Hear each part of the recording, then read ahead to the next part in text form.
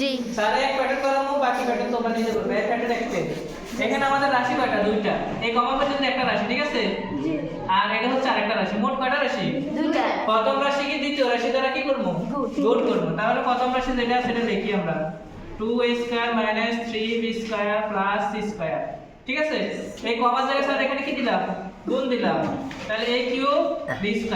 এবার এটা দ্বারা কি বুঝাইছে? a³ b² একবার এটার সাথে গুণ, a³ b² একবার এটার সাথে গুণ, a³ b² একবার এটার সাথে গুণ।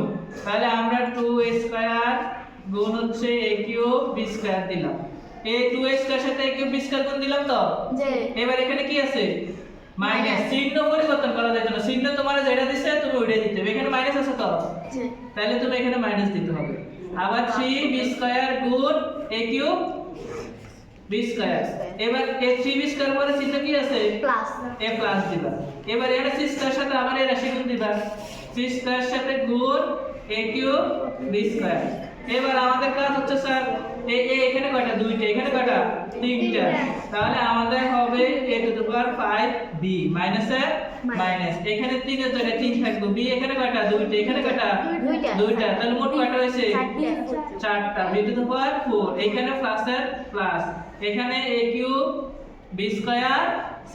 এটা হচ্ছে আমাদের নির্ণয় অ্যানসার। বুঝে